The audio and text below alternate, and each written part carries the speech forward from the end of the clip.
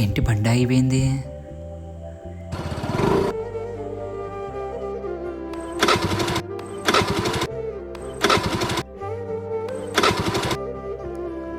అబ్బా, ఒకసారి oil check చేద్దాం.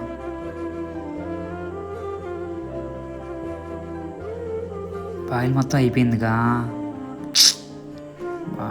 కస్టమర్ ఫోన్ చేస్తే వాళ్ళు అయిపోయింది మనకి. వాళ్ళ మాటలోనే ఫోన్ చేశాడు. ఎక్కడమ్మా? అన్న వస్తున్నా అన్న, ఇక్కడే ఉన్నా అన్న, లొకేషన్ దగ్గర.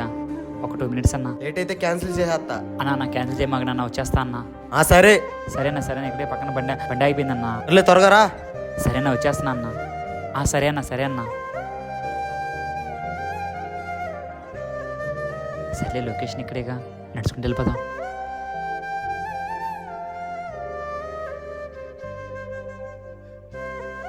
తమ్ముడు ఇట్రా.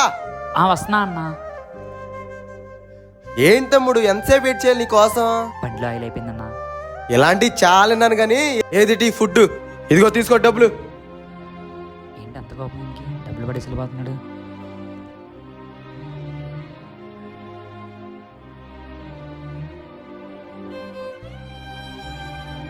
అయ్యో నిజంగానే ఆయిల్ అయిపోయినట్టుంది, అనవసరంగా కోపడ్డాను. తమ్ముడు అన్నా, ఒక్క నిమిషం ఆగు తమ్ముడు, ఒకసారి వెళ్ళారా? వస్తున్నా అన్న.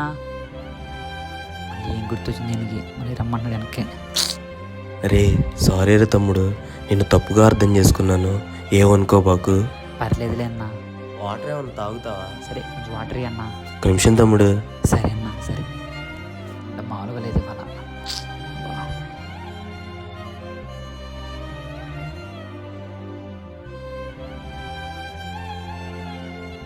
థ్యాంక్స్ అన్న. సరే పర్లేదు తమ్ముడు. ఫుడ్ డెలివరీ బాయ్స్ దారి మధ్యలో వాళ్ళకి ఎన్ని సమస్యలు ఉన్నా సరే మన కోసం ఫుడ్ డెలివరీ ఇవ్వడానికి వస్తారు. తొందరపడి నోరు జారకండి.